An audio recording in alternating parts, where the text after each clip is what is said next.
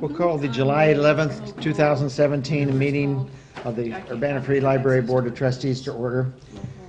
Beth, will you swear at it? I will swear at you all. I would like to swear in particular at Jared and Chris and Jane. Yeah. Okay, that's good enough. All right. Please repeat after me. I do solemnly swear I do solemnly swear that I will support that I will support the Constitution the Constitution of the United States of the United States and the Constitution and the Constitution of the State of Illinois, of the State of Illinois, and that I will faithfully and that I will faithfully discharge the duties discharge the duties of the Office of Library Trustee of the Office of Library Trustee to the best of my ability. to the best of my ability. Right. Thank you. Thank you. And when we get done, then you'll get the sign. Yes. Yeah. Okay, at this time, I'd like to have Jared tell us a little bit about himself, new board member from the City Council, replacing Mark. So tell us about yourself. Bill, not Diane I'm- Okay, Out of sight, out of mind. Succeeding. yes. That's terrible. Don't tell him. Jared, We'll hold that over you. I know. So yeah, I'm a Ward 7 representative on the Urbana City Council. My wife and I live on Vine Street, down just a stone's throw from Meadowbrook Park. Great community, great house. We've absolutely loved living in Champaign-Urbana. We've been here for about 6 years. I've been in Urbana for almost 2, in the same place down in Ward 7. I came here to finish a degree in environmental science at the university, which I don't use at all in my professional work, but you know, such is life. I work for an event management company called Lumen Events, which is also Urbana-based. So I now live and work in Urbana, which is, I didn't realize how awesome that it could be to like work in downtown Urbana and have to do all the, like my errand running, I walk to the places I need to go to, and the community, the people, seeing people that you know all the time is what keeps us here, and keeps us loving the town. So, you know, if anybody, I don't know how much time we want to dedicate to that, but I'll leave it at that. If anybody wants to chat with me, and give you guys the whole spiel. Thanks for having me, and Celeste, thanks for chatting with me that one evening at Crane Alley. That was nice. When we went after a city council meeting, and Celeste came with us after doing a presentation and really piqued my interest in the Urbana, and the board just happened to come open, and Bill moved to BPAC, which is going to be a great fit for him, and this is a great place for me to get started. So thanks to everyone for having me here and having such a young person be a part of it. I appreciate it very much. Thank you. Becky, will you call the roll? Yes. Jane?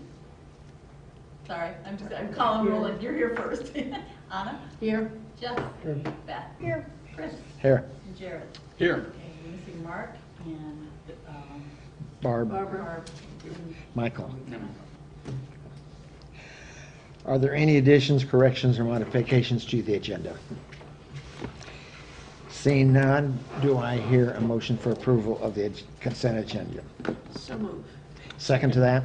Second. All those in You favor? mean the agenda, not the consent agenda, right? I use consent. You meant the agenda? I'm sorry, I just. The agenda. The agenda. You're Yeah. on the Yeah, right. that's Yeah. what I'm. All those approved, agree, please signify by saying aye. Aye. Opposed, same sign.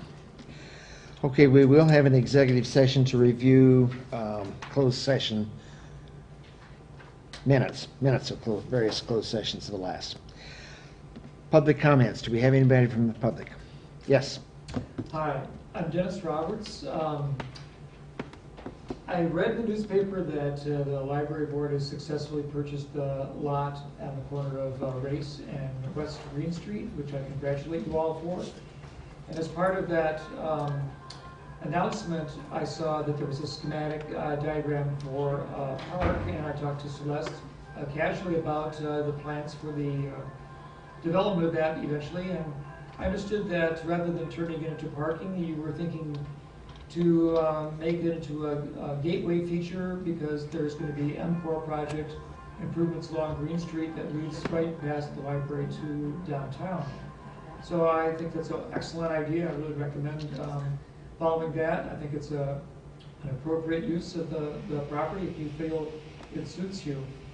And so a couple of days ago, I was just thinking about it, and I know that this is way really early in the process of even conceptualizing plans for the property, but I thought I'd make a contribution idea. And so I did send an email to both Chris and to Celeste. And I was just thinking about how a gateway into the community is really, it could be considered an international portal or a gateway. And this could be perhaps a theme for your consideration would be an international friendship garden.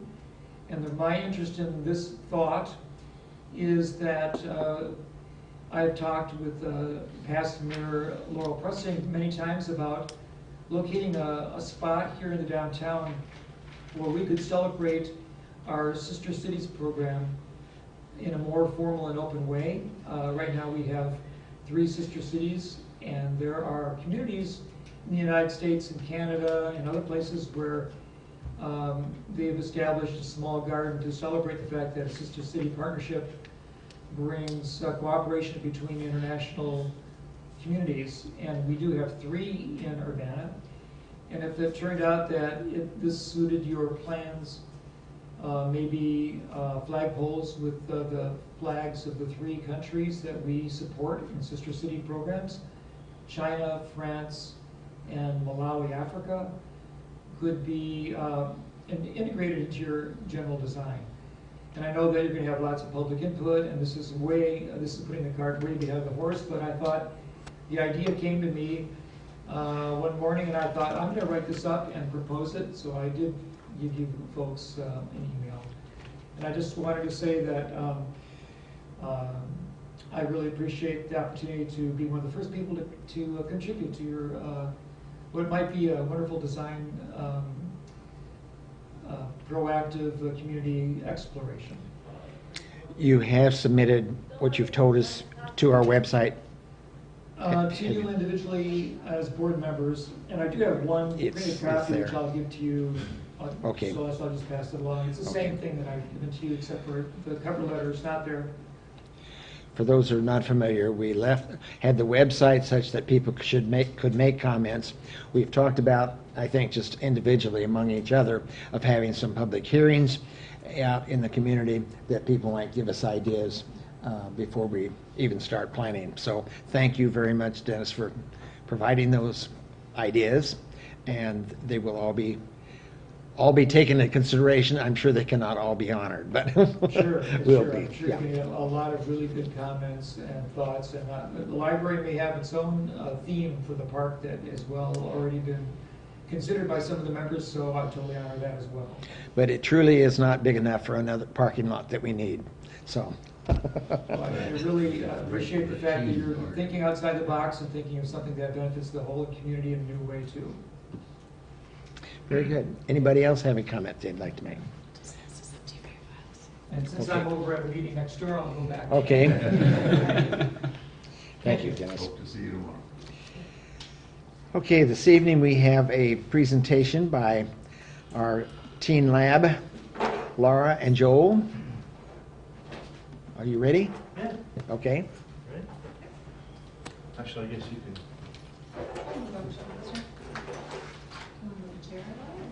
Where is it best for me to stand? So I'm not. Is this good? Probably where you are. It's just, we normally have a podium there, Joe. I don't know what it's. Oh, that's okay. That's fine. I can live without it.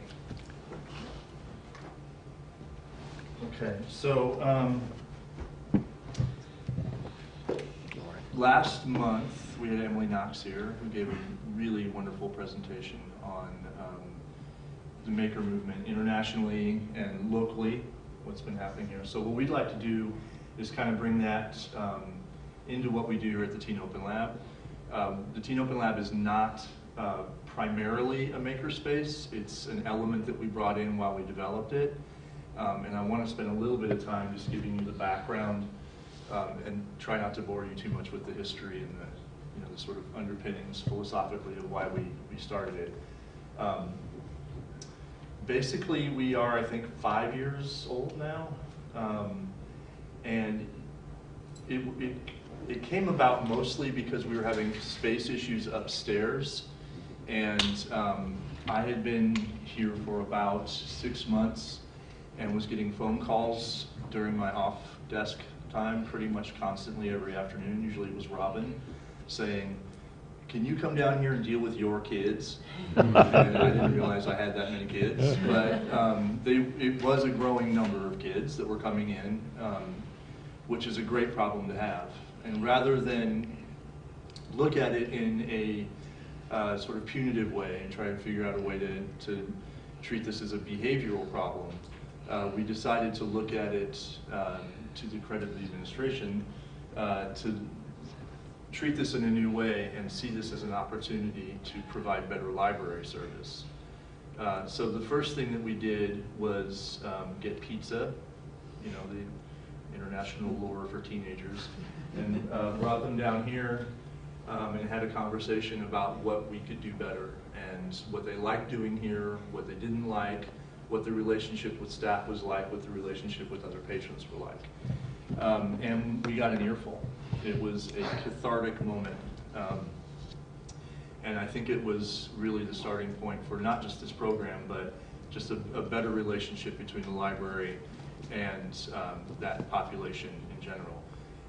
That is not to say that we had a bad one before that. Carol Inskeep was in our position before that and did an amazing job, and did an amazing job of programming as well.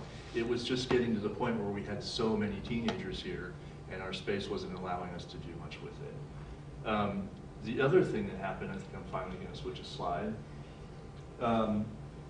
is we started to look for, well, I should start with the second floor remodel.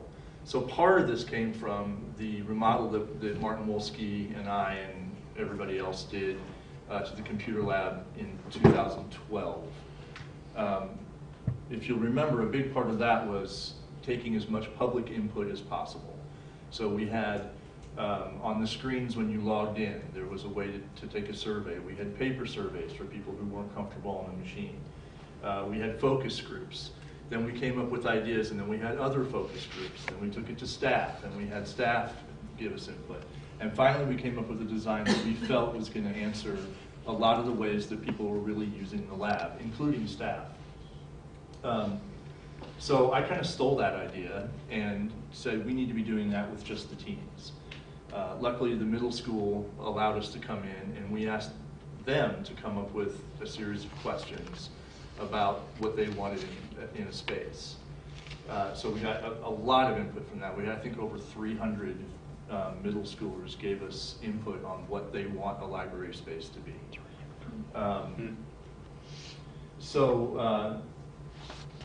Then I started looking around at what other libraries were doing, and there wasn't a whole lot, actually.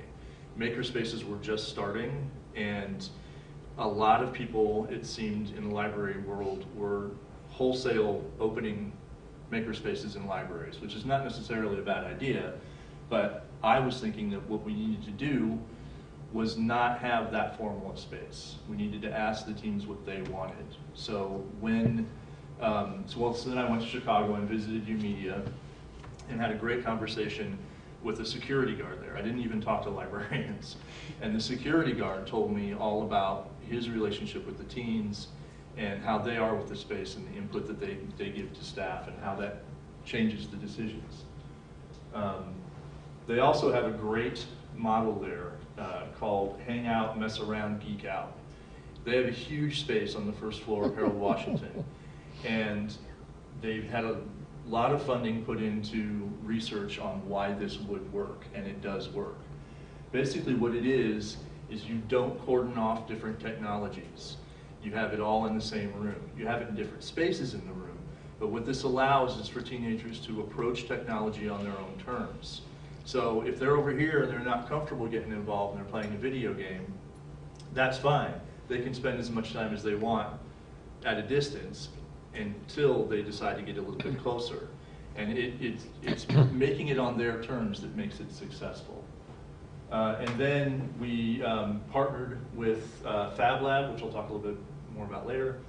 And when we had Makerspace come over for every day for a week, and we did Teen Tech Week March 2012, and just brought the kids down and introduced them to the greater maker community, and that's pretty much how it started.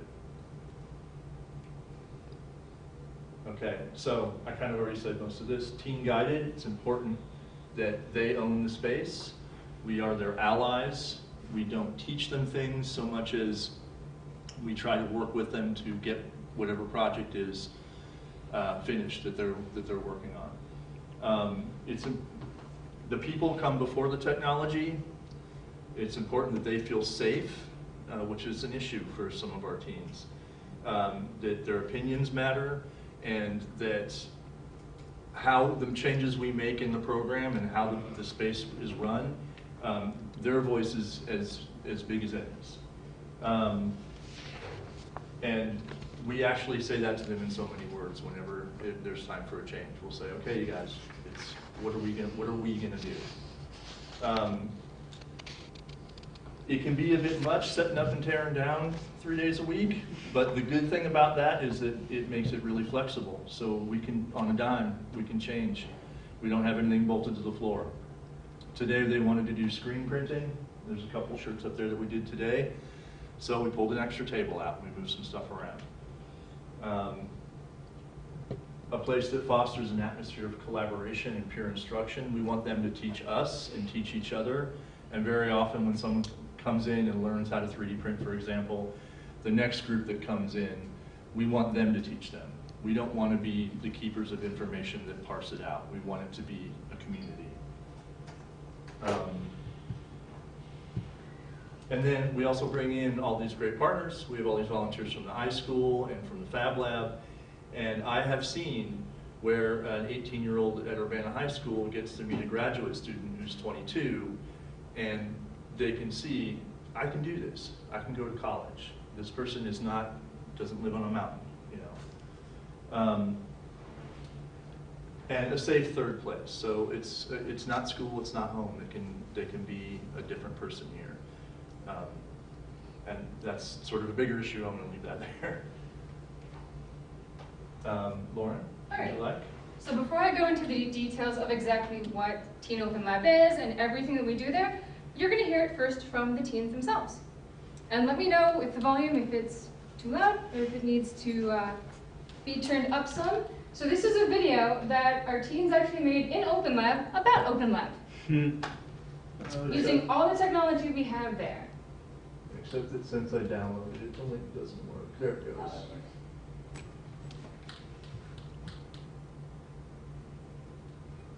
You're not on the big screen now. Oh, well, that's fun. That's not. You're still on the slideshow. Here, pause it for a second. Well, it worked on mine. Yeah, it's not going to do it. Sometimes you gotta get out of the presentation and If you do then hit the video again and. Yeah, or The we could browser. just What we might have to do is, unfortunately, throw it to the other end. search it or. Technology. Yeah, no, it's really, when you go from a PowerPoint presentation and then you try to play a video sometimes you just have to kill the presentation and then get the video and then go back to the presentation and That may be depends what on we how. have to do. Yeah. I think you may be right. Okay. Well, we'll just leave, there it is, right Okay, there. let's go to the presentation though and we'll pull it back up. Does anybody know what the S is? Secure. Yeah, HTTP S. in the 90s. What's the S? Secure. Secure. Secure. So That's good. good. Yeah, we'll just kill it, we'll pull it back up. The internet went to the dark side. There we go. All right, let's try this Let's try again. this. There we go. Technology is beautiful when it does what we want it to. And this is actually kind of what we do in lab. Play with it until it works. There's no volume here either.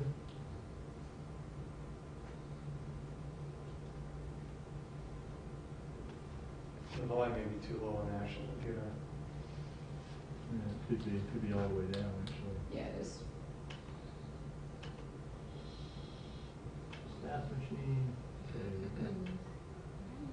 There it is. All right. We've got 3D printers to make all your plastic toys. There we go. Hello and welcome to Teen Lab, the greatest place on earth. Yeah, Disneyland's alright too. No, that isn't right. Check the date on your fax. No, bad kitty. Don't say that. Well, we have games to satisfy all your crazy gaming obsessions. I'm talking to you, Minecrafters. Check out my castle or cats, Pet Pikachu. We have Roblox, Guitar Hero, Smash Bros, and more. We've got 3D printers to make all your plastic toys that sit on your shelf collecting dust. So cool! You can record all your hit songs on our equipment. I play guitar. We've also got a 3D drawing pad like the professional use. I made a Don't picture. come back. Cat! We also have 3D modeling. I made a bride out of clay. She's beautiful. Oh dear, I'm all tangled. Well, I know that. This one's for you, Grandma. Here you can sew and embroider all your fancy plushies and blankets. Now get me out of this yard. Finally, you admit Team Lab isn't boring. Point proven.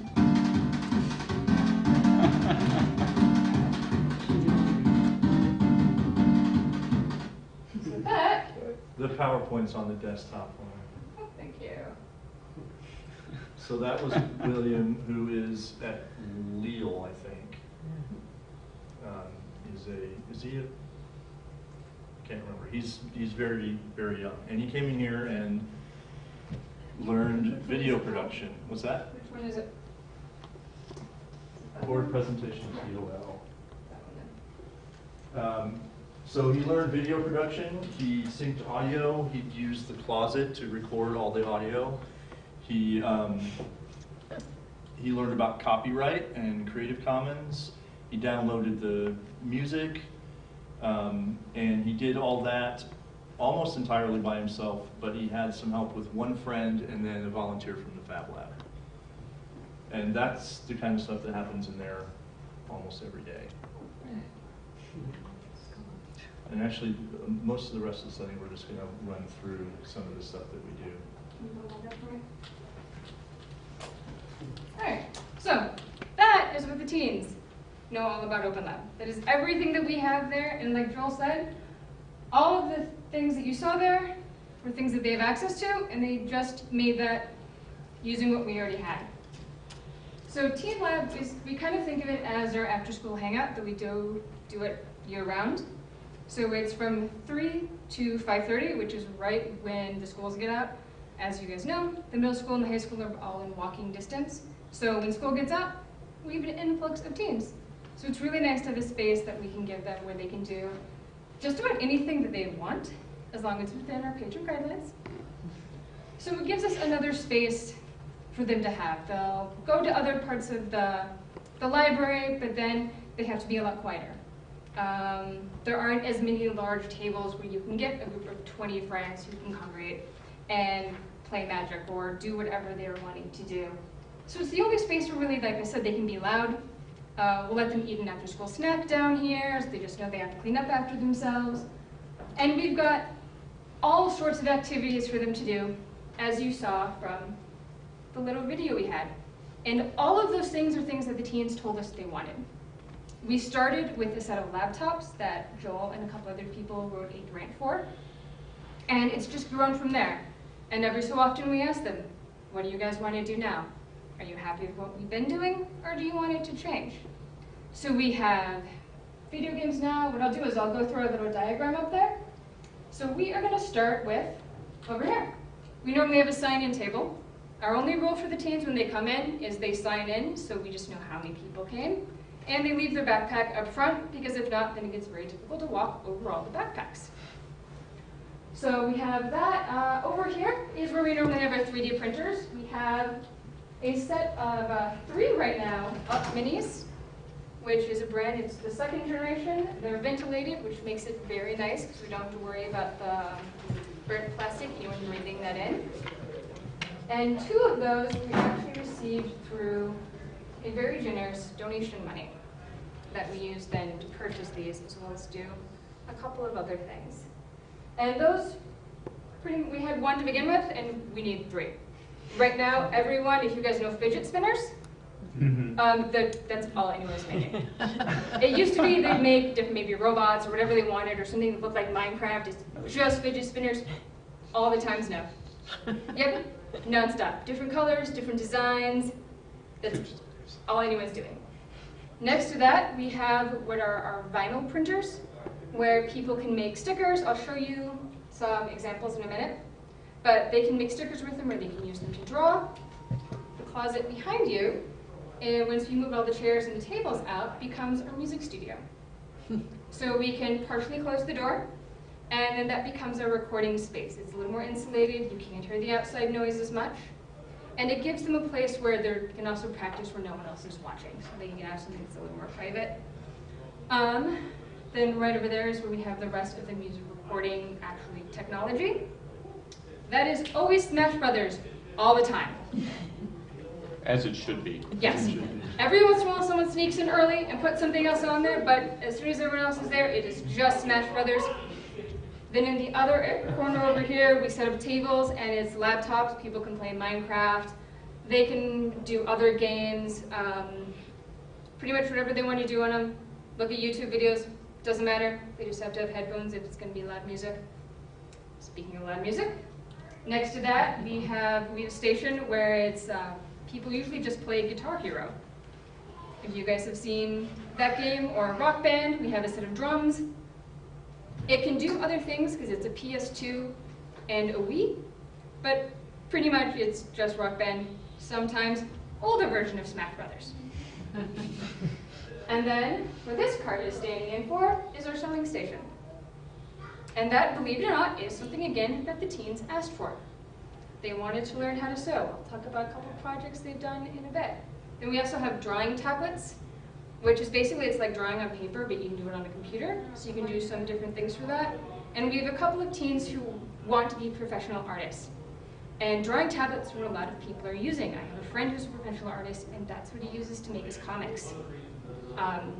So they get really excited, because that's not something they have access to. And then we always have a couple of tables in the middle, where they're just hangout spots.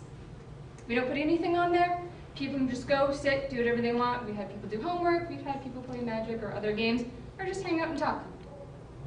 But one thing that we make a very conscious emphasis for is that everything should be modular. Everything should be on wheels or on tables that we can move around at a moment's notice. We're constantly adjusting the layout of the lab based on teens' input and what they need. So we've started putting more tables together for doing the big projects like the screen printing. But that's something that's always very important to us, especially since also we take it down and we put it back up, because this is the room that the library uses for the majority of its programming. So it can't be nailed down to the floor. It has to be something that can constantly be moving. And generally, that's actually worked out better for us than if we had nailed something down, because it lets us be much more flexible, and the teens like that too. All right. So we're going to go to the music recording. I just have a couple of pictures I'm going to show you so you can get a feel for what things actually look like. So this is our music recording station. So this is someone after they've recorded their music.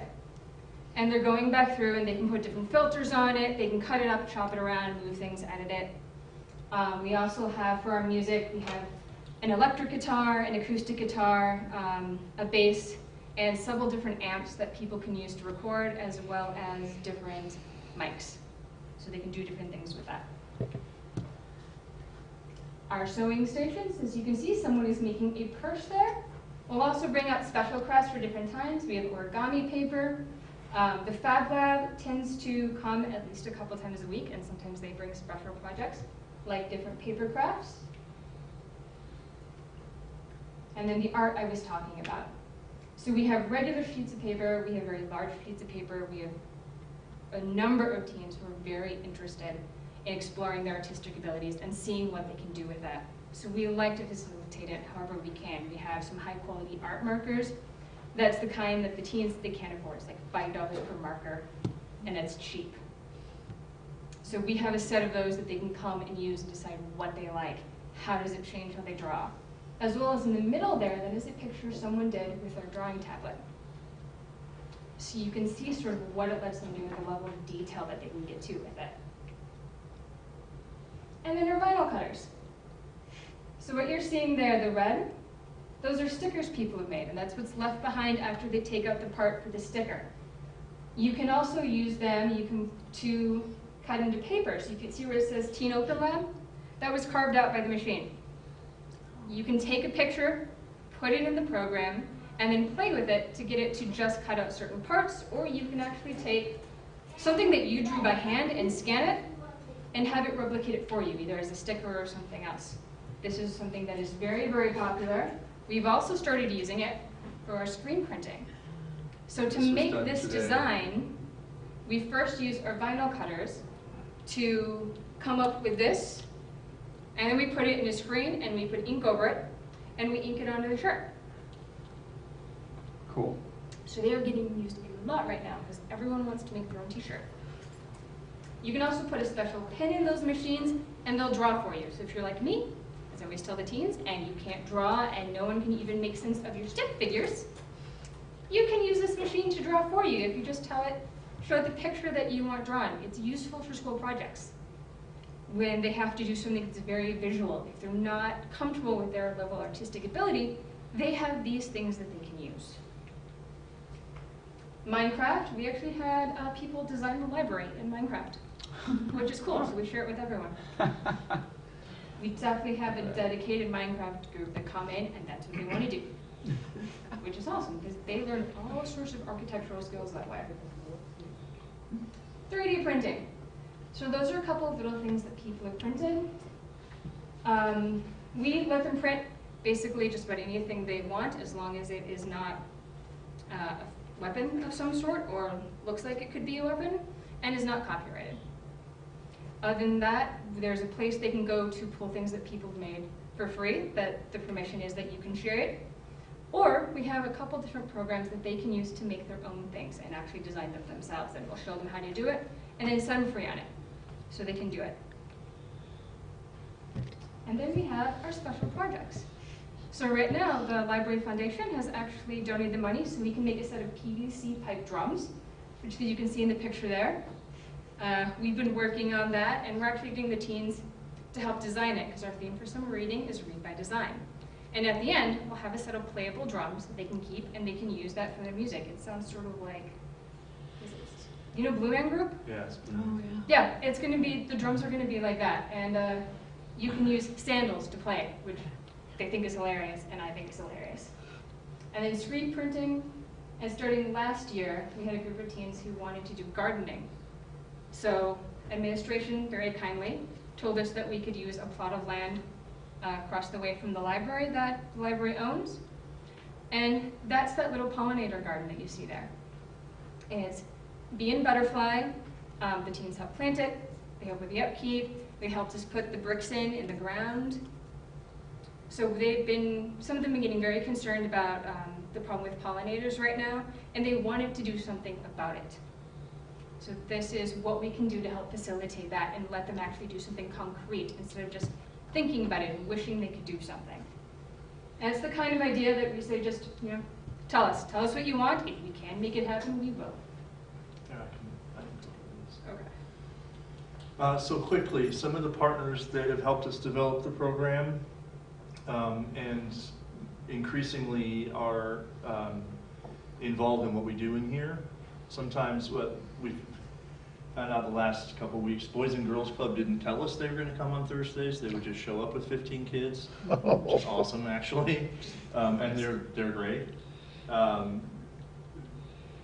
We're in the middle school all the time. The Splash program did a lot of stuff here a couple years ago.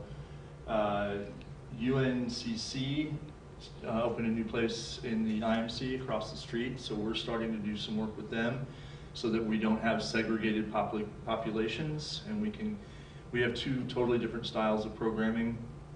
Maybe we combine that, maybe we switch between them, maybe we visit each other. Makerspace Urbana is just awesome. They just do all kinds of stuff for us. The iSchool, a lot of our staffing is student volunteers, and we get a lot every year. And actually, every volunteer that we've had come in here has gotten hired after the program to do similar work in other libraries across the country. Far and away, the biggest supporter for us has been the Fab Lab on U of I campus. They do tech for us, so when computers die, they switch them out. We usually have at least 1 or 2 people a week that comes from the Fab Lab, depending. In the summer it's a little sketchy because they have summer camp. But yeah, they also support us with material sometimes, filament for the 3D printers, printer heads when we need them sometimes. They service our computers too, our laptops. Yeah. Actually, one of those staff members comes over here once a week just to do the laptops. Okay, quickly. These are some quick stories about some of what our teens have learned. So instead of it just being fun, there are some real world applications that they've learned by being in the teen lab. So Sean has learned how to build computers and do networks, and he actually was able to translate that into a job offer at one point. We had a group that was coming in to do music and sound recording, so they were actually making their own songs. They wanted a career in rap. So they would come here, they'd record it. A couple of them also started working on the clothing line that they wanted to go with that, so they started to get that together. We had a girl named Lily, who when we first started to do screen printing, she used a dog walking business. She was like, can I make a t-shirt advertising my dog walking business so that when I'm doing this, people can know that they can hire me, she can get other customers. As you saw from the video, we had a group who learned photography, video production, vocal production, music and sound editing, as well as video editing.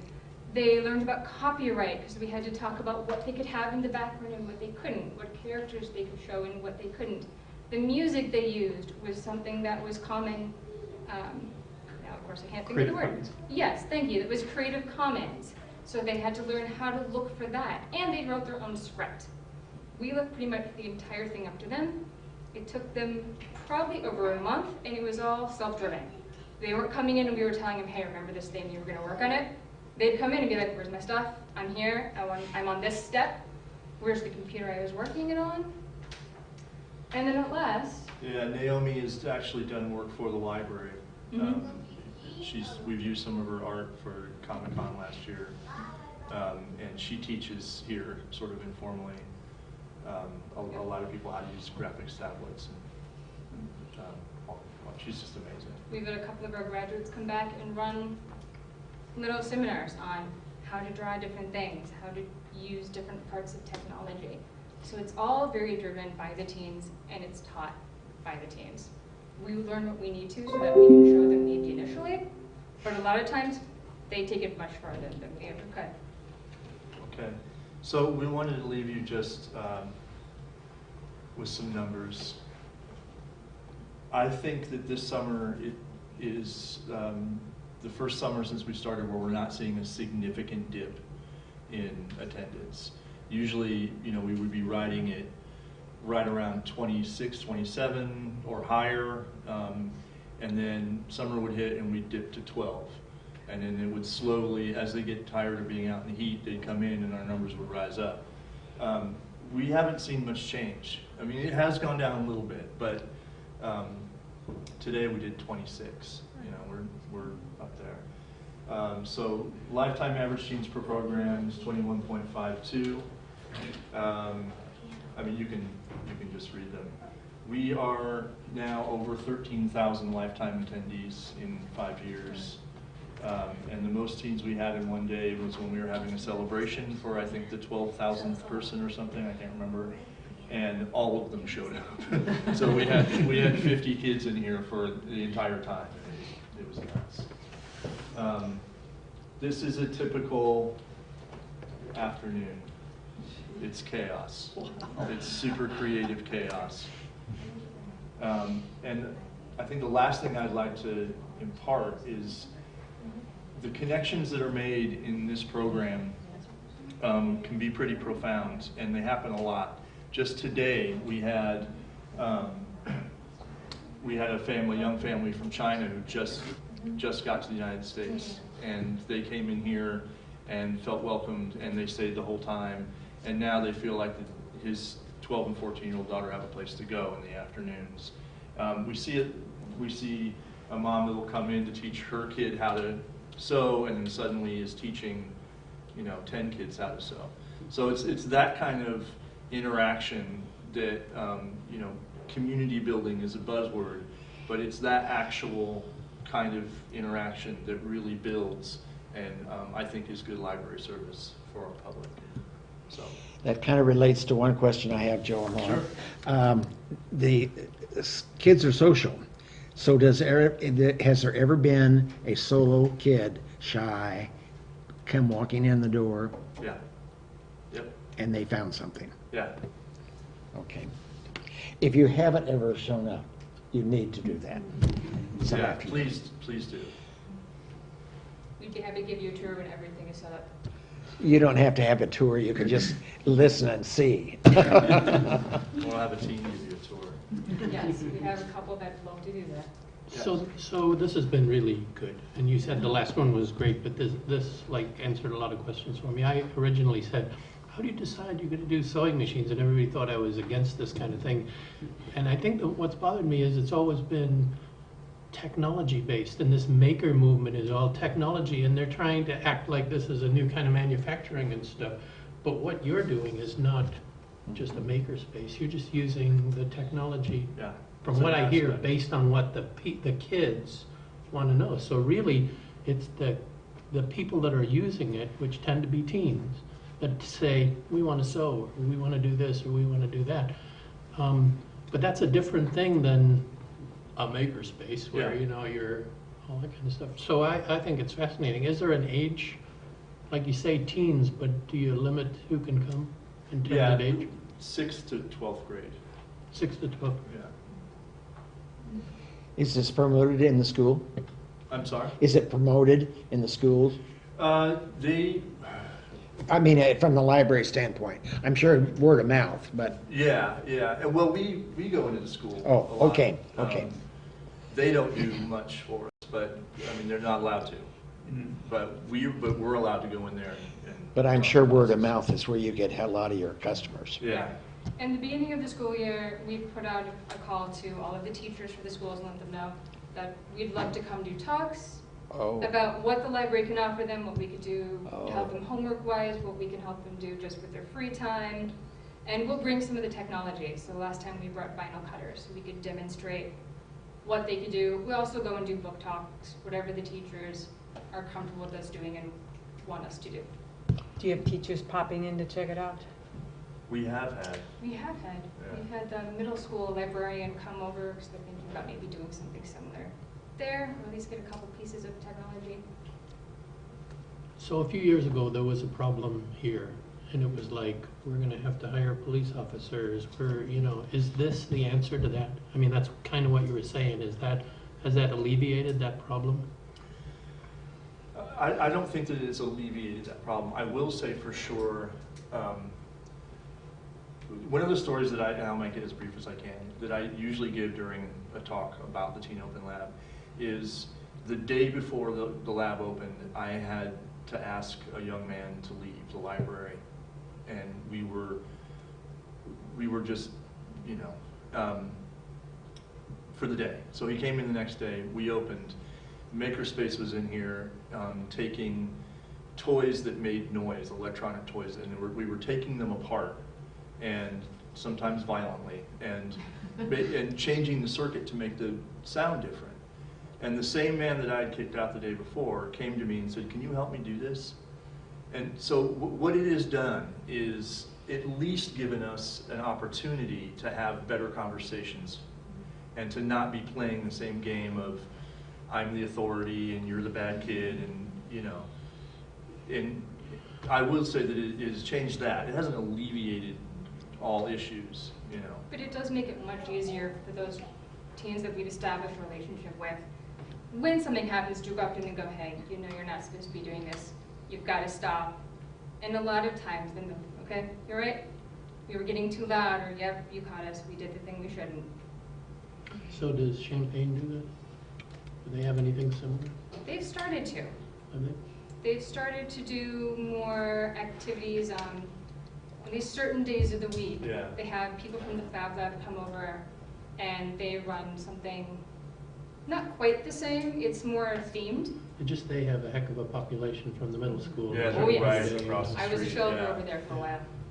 Yeah, I think they're going through some, they're looking to make some changes because their space is kind of nailed down. And, there's a lot to consider there. Do you have I think I answered this question already, but do you have a relationship with music teachers in town, like people at the conservatory? Well, you said it was team driven, I think it is, but are there like composition instructors, maybe music theory instructors who would work with you and come down here and do something like garage band and stuff like that? We haven't yet. We did have a group come in that was 2 guitar players and a harpist, and they did, I think that's right, you remember that? And they did a game where, I actually wasn't there that day, but I think the kids like helped make a short bit of music and they would write it down. And then they would do that game where you would hide that piece, but except for the last note, and then the next group would write off of that, and then you'd hide it except for the last note, and then they'd put it all together, and then they'd play it live. So we haven't had, to my knowledge, that's the only like formal musicians come in and do any kind of programming here. There's a pretty strong group of music teachers here with students, and I just wonder that the kind of people who would use this would be people who have no exposure to it, but also the kind of people who have a whole lot of exposure. They know exactly what you have. Yeah. They can come down here and use it and compose the next beat. Yeah. We're looking for anything we can do to open it up. Yes. Are there things that you or the kids would like to do that you really can't do because of space or equipment limitations?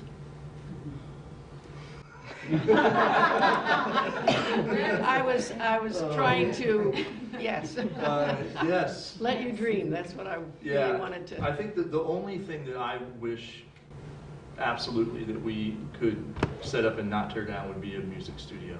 Mm-hmm. Because there's just a lot of pieces, and it's really difficult to keep that running if you have to keep tearing it down. I also think that it would be great if we had a quiet space for teens. Mm-hmm. Not every teen comes here and is, and it's watching somebody try to get homework done in here is just, and they do it, but it's impressive. It is impressive. Sometimes it could be a little overwhelming if you're not used to that noise and you're not looking for that. Did you have another question? I do, yeah. Well, not quite, just a suggestion. As you know, we're looking at bringing on board a development person. Yes. You might want to just keep a shopping list in your pocket at all times that you can revise as needed, or your top 2 or 3 priorities. You never know when somebody's going to walk in the library and say, I love this. What can you do? What do you guys need? You ready? Yeah, we will do. Did you have a question too? Yeah, and we don't need to get into it right now, but do you guys coordinate at all with the juvenile justice program over at Champaign County? Yeah. Mm-hmm. Do you guys go over there? We worked with them, Okay. with a couple of the volunteers over there. They've helped us get people involved with our summer reading program. We have a very strong connection. Yeah. I don't have the statistics from last year on me, but like per person, they actually read more pages than everyone else. Wow. Yeah, and we did do a little bit of sort of recreation-y programming there, but the obvious limitations kind of, you know, you can't take very much in or anything. And we've also worked trying to set up a sort of a reentry kit. So just because we've had teens that would kind of bounce between here and there, and so that we both knew them, and so we were thinking, well, what can we do to make that a little bit more stable for them? Yeah. You know, there's a lot there, but it's, you know, there's a lot to consider. Working through logistics. If I could add just one anecdote, there was a young man, I think it was the first summer that you had done the summer reading with the group, and there was a library school person who was bringing in the kids' logs here, picking out prize books and bringing them back, and one of the young men mentioned that these were the first books he'd ever owned, the books he'd won through the summer reading prize, which is very sad and moving that we could play a part in changing some parts of his life. Thanks. Thank you. Thank you. Thank you. Thanks. Very good. Great.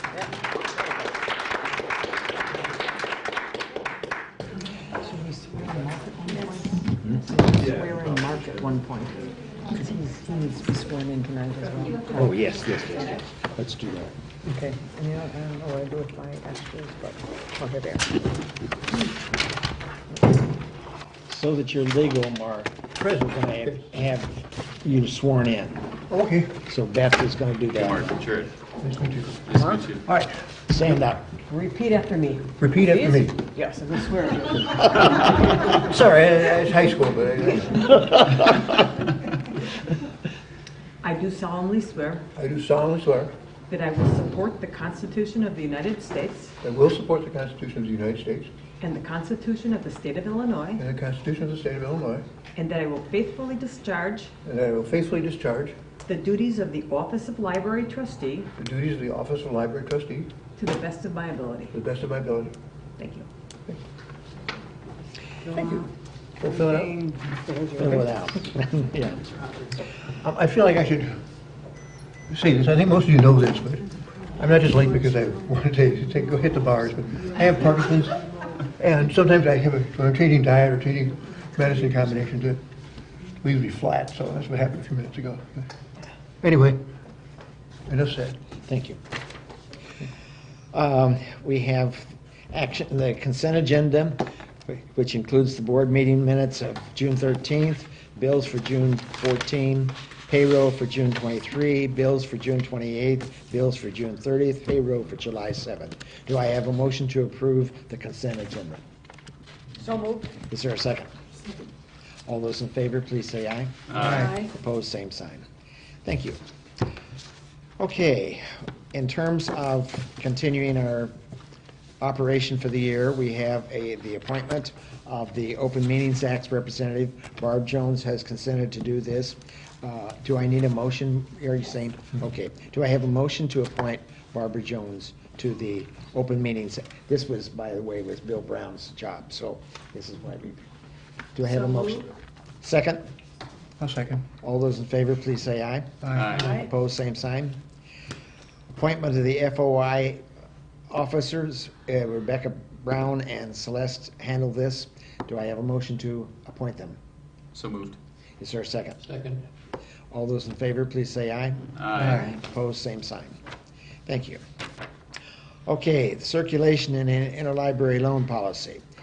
We might need a special board meeting. Celeste, you're planning to have a session in the schools, was it? So Dawn met today with the public Yeah. schools, and they are very excited about the intergovernmental agreement that you signed with them. And they are ready to roll and start signing up kids at the sign up, the registration date. But the registration date is before the next board meeting, and we're proposing changes to allow children more access to library materials and change the number of cards from the number we have now to just child and adult.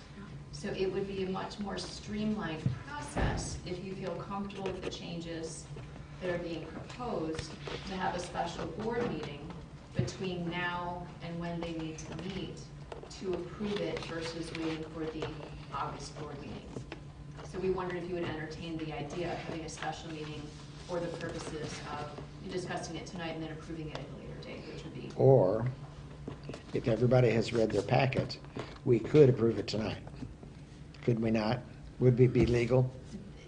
Yeah, it gave you the bylaws. The bylaws talk about substantive changes. These are fairly Yeah. substantive changes. But everybody's had an opportunity to read it, so it's got the If packet, it's so. substantive, you've got to.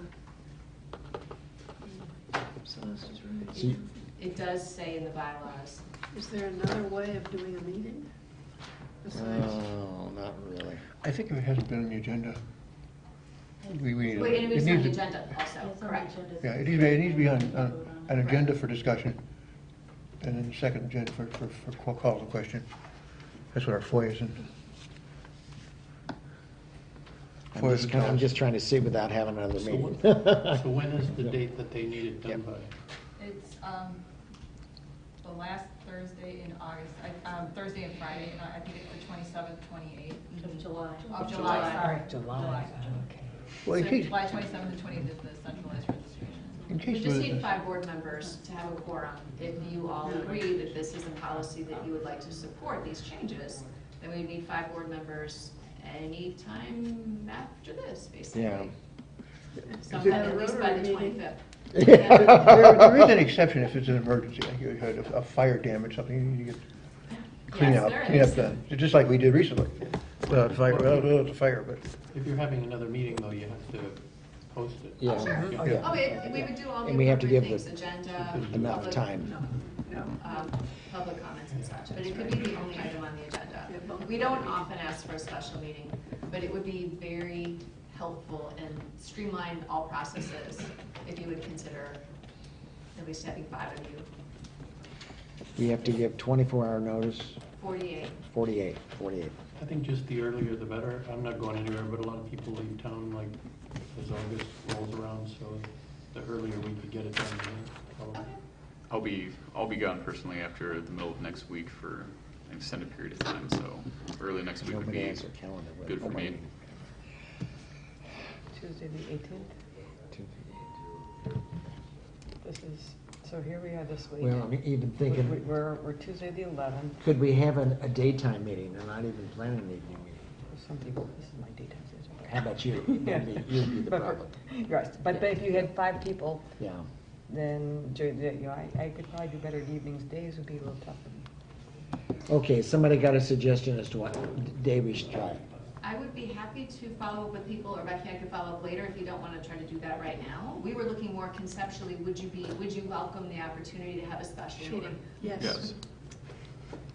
Okay, Okay, you can try to set it up from there. Great. Yeah. I have Okay. a question. yes. Under the for adult cards, look at page, what page is it? Page 5, for instance. Suddenly you have these little boxes rather than A's, B's, C, D. Why is that? That's Adobe, the thing that makes the PDF, that does the file format, it tends to mess up the formatting. Okay. And So that will be changed? I'm looking at it online, and online we just have lovely bullets.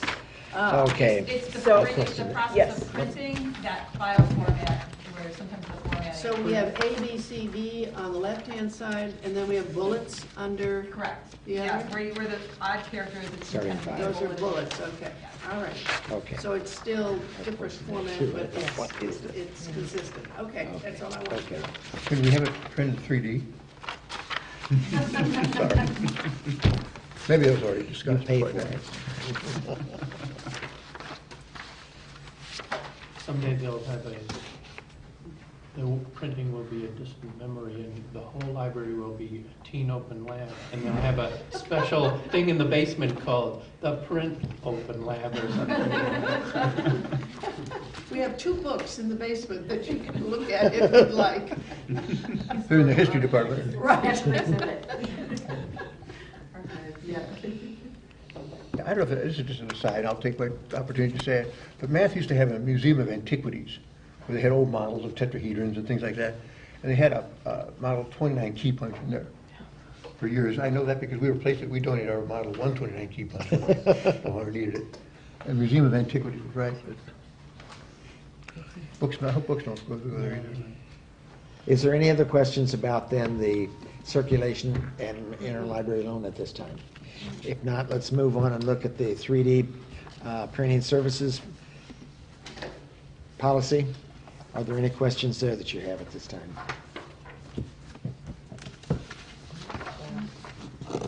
Pretty straightforward. Yep. Yes. And we could approve these at that meeting too, and that's, You could. we might just as well get them underway. The next one would be the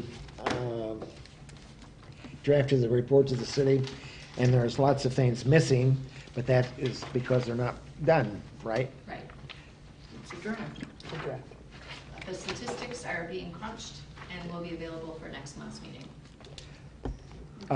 We'll have it in the packet next month before We the will. meeting. Okay. Yep, and then you approve it and you resolve to send it to city council, and I will deliver it for you at one of the city council meetings in the 21st. I'm on the schedule for August 21st. I'll see you there.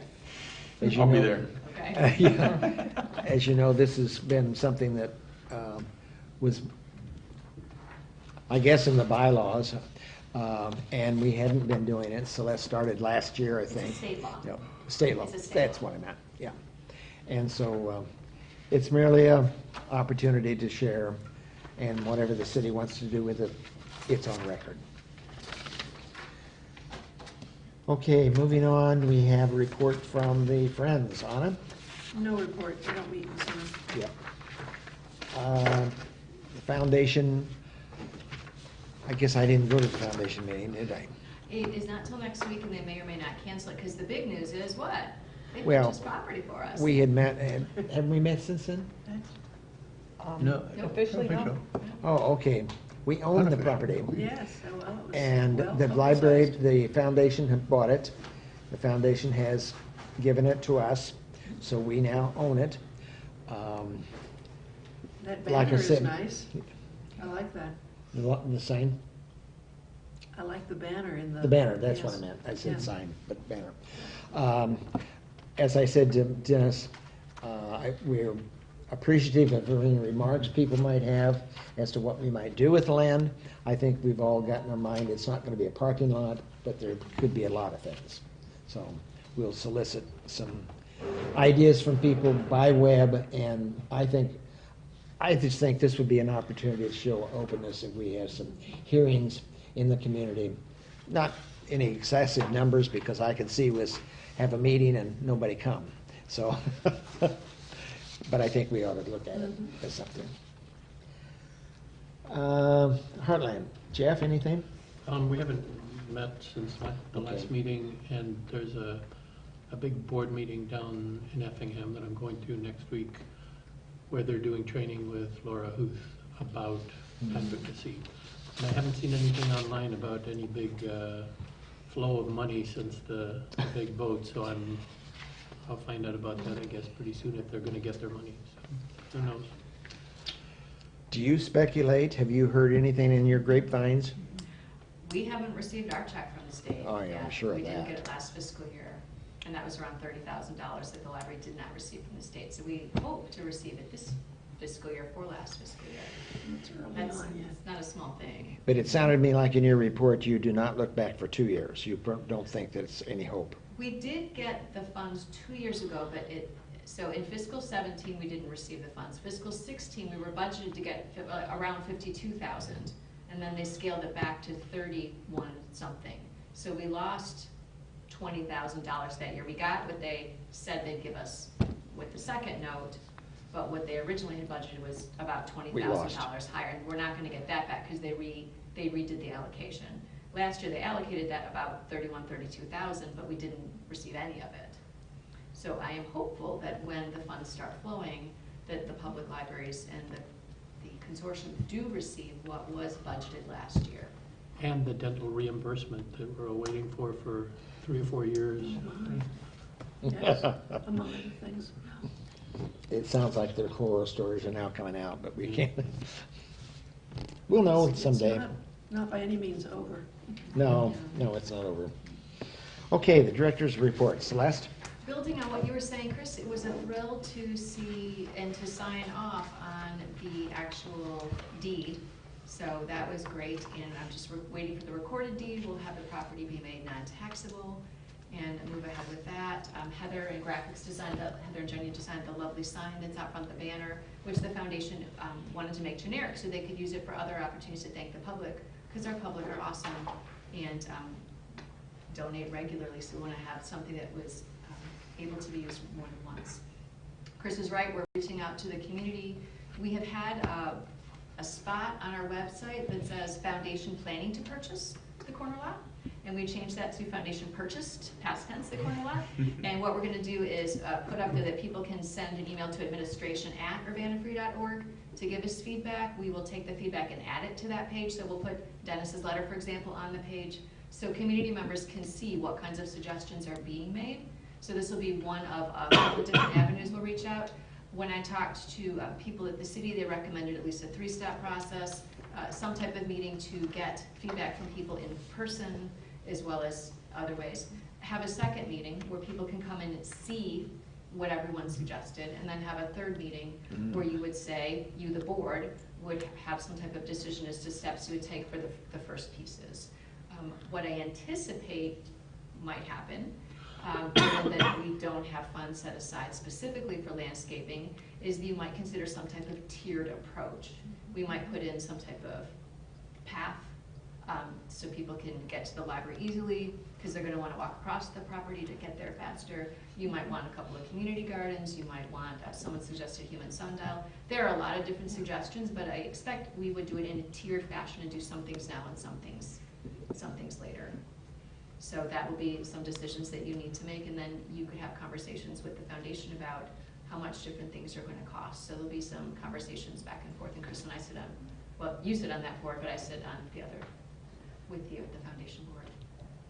So, not being too negative, sometimes when these opportunities arise, people come forward with ideas that advance their agendas and their particular interests. Certainly do. When I was on the Arts Commission, it was like, oh, you have all this money, you know, we could use such and such, but it turned out that it was like, because they couldn't get money somewhere else. So I don't think we should underestimate underrepresent the library itself.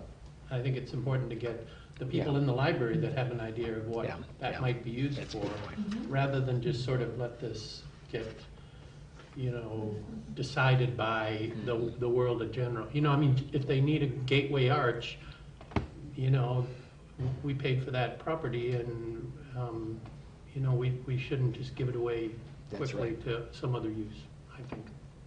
Does that sound too negative? One thing is what Celeste is suggesting is kind of an advisory, so getting input, people advising, say, oh, we'd advise this, but we're not giving decision-making rights. Right, but I think you need This is an input. advisory effort. Advisory from librarians and the people that work here too. Sure. That's part of it, of course. Thank you for saying that explicitly. Yes, staff will be encouraged to put in suggestions as well. And again, I don't think it's going to be, I don't anticipate, given other needs that we have right now, both time-wise and financially, that we would put $100,000 into redeveloping that lot, for example, picking a random number. I expect that what would happen up front, you're the board, you'll decide, not me, but might be more modest up front, and that greater plans down the future would come at a later date. Someone has recommended, as we look to a potential expansion of the library in the future, not only redeveloping that corner lot, but taking the redevelopment all the way across where there's bike parking over to Cherry Alley, and redeveloping not a square but a whole rectangle, and thinking about that land as a bigger piece.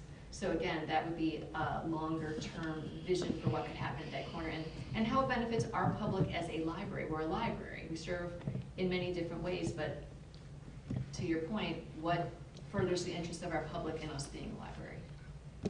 Yeah, I think that's such a great space with such great visibility that it's probably going to have, over the next 50 years, it really takes a long view, 10 different uses. It's a great space. Plus, the only thing I wouldn't consider is putting a small office building and there was inadequate parking. That's been done. But anything else, give it a shot, you know. It can always be undone. I mean, we don't want to do the $100,000 projects yet. Who was it suggested the golf course? I don't know. Mini golf? Mini golf. Mini golf. Anything else on that, Celeste, that you want to? That was the main Thank piece. you. Thank you. Kathy, Can- we're anxiously awaiting. Could I ask a quick question? Oh, yeah, please. On page 3, what is GESP? The library is participating in the city of Urbana's GESP selection. Is that part of what you're going to talk about? Segue. Oh, wonderful, Yes, great. Two See, I things knew that. two things I was going to say is that there are two things that we're currently working through. One of them is the city was invited, it was mentioned in your previous board packets. The library is taking part in the city's Guaranteed Energy Savings Project, RFP process. Okay, gotcha. So we're currently reading the proposals, and we've been offering input during the selection process. So that's an ongoing process right now. And the course evaluation, where we have received proposals, and we're following the city's procurement process, so we can move forward with that. Can you give us a range? Range Of the proposals that have these are just proposals to look at it, right? And proposals for the evaluation. Yeah, it's not beyond that, okay. Okay. Yeah. The two other things that I wanted to mention is the boiler project. Last week, there was a meeting with Henneman Engineering and a representative, actually the president of Reliable Mechanical, to discuss, it was a pre-construction meeting for the boiler project. So I anticipate that that project will begin within the next 2 weeks. The boilers were in. I think they were waiting on, there were pieces and parts, I think, that were being custom built. So that was the holdup, but they are going to arrange a meeting with myself and I think a project manager.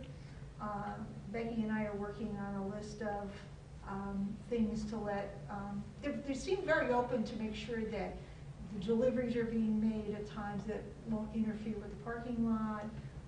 Things like, this is going to be a lot of noise, like for example, when they take out the old boiler, it's probably going to be noisy. So they had asked about certain times that we could do that, and they were even open to doing it on a Sunday morning because we don't open until 1 o'clock. So they seem very open to not interfering with the times that the library is open, to make it least intrusive, let's put it that way. So I will keep you posted, and I am made aware of things. And all that agreement is coming from Reliable.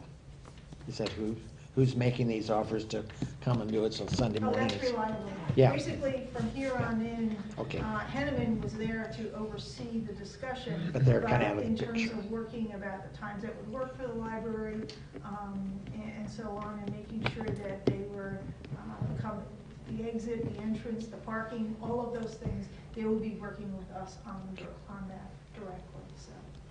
Okay. And then finally,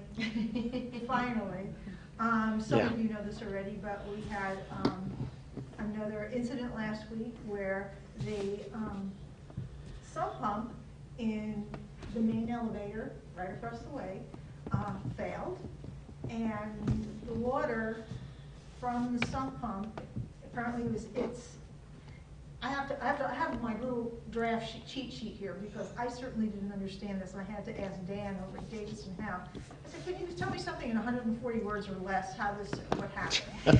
So apparently the condensate line from the air handling unit drains into the sump pump. When the sump pump failed, the water had nowhere else to go but up the line to the penthouse. All the way And to it overflowed down through the walls into many parts of the library.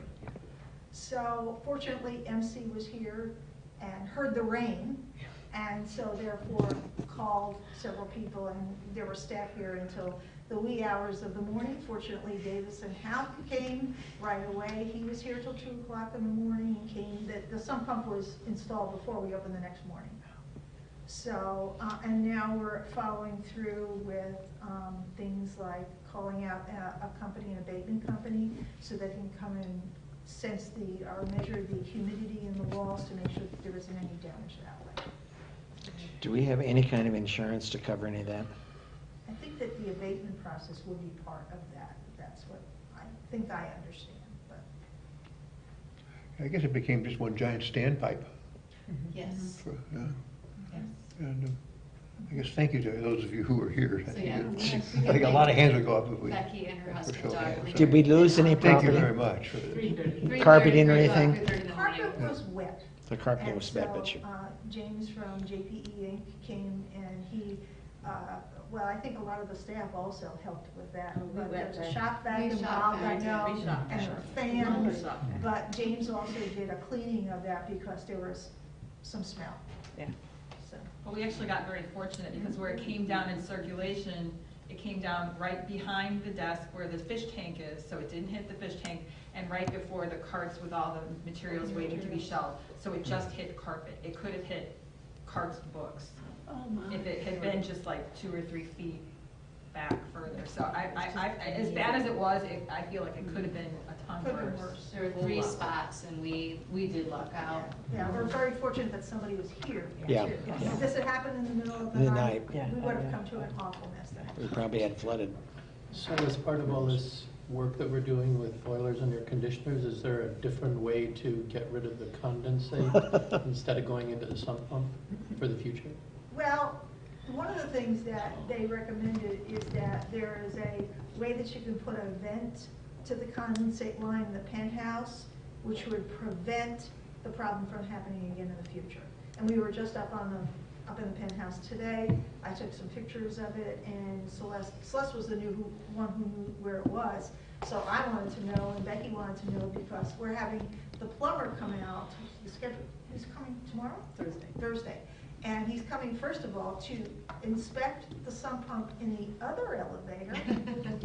And there are 2 other pumps that I think are called exchange pumps in the northwest stairwell, which none of us knew were even there. So in the world of real people, like, you have 2 sump pumps, so when one goes, the other one works. Maybe there's some cheap Backup. solution like that, that one's connected to another one or something, so they rarely fail together. But it just seems like kind of a sad, dumb thing to happen. No, it's Well, they could fail in a power outage or something. Well, like that's that. true, too. I mean, they have a different kind, but I don't think the people who live on the edge of town have a sump electric pump and a water commander, which is water driven, but I'm not sure that would fit Michael was industrial here, he space had a like ours. solution for it, so. Yeah. That's right. He's not here, so he'll. So it is always something. Anyway, thank you all. Is that, all we Way have? way above and beyond Snack? Call of That's Duty. pretty much it. Okay. Are there any other reports that we know of, administrative report? Okay, if not, I think I've gotten responses. I'm not sure. If I haven't, I would like to appoint for the Friends, Anna. For the foundation, I will be attending, and for the Illinois Heartland, Jeff. I don't need approval for those, do I? Those are just appointments, okay. Do I have a motion to go into closed session? So moved. Second. Becky, will you roll call vote? That's the right name, yeah. Okay, Jane. Yes. Jeff. Yes. Beth. Yes. Rich. Yes. Mark. Yes. Eric. Yes. Okay, and we will be back. There really is no business. Well, we might have. Yeah, we might have. Okay, we're going into closed session to evaluate the closed session minutes and whether they will remain closed or will be opened. So I think you have to read it. I think you have to read pursuant to the thing. I think you have to read the closed session pursuant to 5 ILCS 120-2C. Did Beth make that motion, so she needs to do that? What's the, Okay. Okay. Excuse me for a minute, wait. I need to make the motion to move Pursuant into to. closed session pursuant to 5 ILCS 120/2C. 21. 21. There you go. All right, thank you. Thank you. Going back into open session. Jeff? Sorry. No, you're not. You have a good time in there. We have a motion to go back into open session. So moved. Second. Roll call. Here? Here. Or, Here. yes, or- Yes. Here. Here. Yes. Can we have a motion to, approved, yes. Can we have a motion on the most recent meetings as to whether the minutes are approved? I move to approve the meeting minutes of February 11th, 2014, February 18th, 2014, January 10th, 2017, February 14th, 2017, March 21st, 2017, April 11th, 2017, May 9th, 2017, and June 13th, 2017. Okay, and then open. So, You want to make it all one motion? no, second. No, I motion. think we better do second. Second. Okay. Who you seconded? Oh, yeah, the Second. second, but we, Yeah, she seconded. but we All have a those- second motion All from those in favor, please say aye. Aye. Opposed, same sign. Okay, next one. Okay. I move that we open the minutes from March 11th, February 11th, 2014, February 18th, 2014, January 10th, 2017, February 14th, 2017, March 21st, 2017, April 11th, 2017, May 9th, 2017, and June 13th, 2017. Should we include the rest of the ones that we're going to open? I'm sorry? Include the other three that we're going to open as Oh, well. good idea, thank you. And also, January January 13th, 2015, February 10th, 2015, March 10th, 2015. Is there a second to that? Second. All those in favor, please say aye. Aye. Opposed, same sign. Thank you. Do we have to, we don't really have to do anything because they're closed and we just don't. Opposed? We just, yeah, it was just doing it all the same. Okay.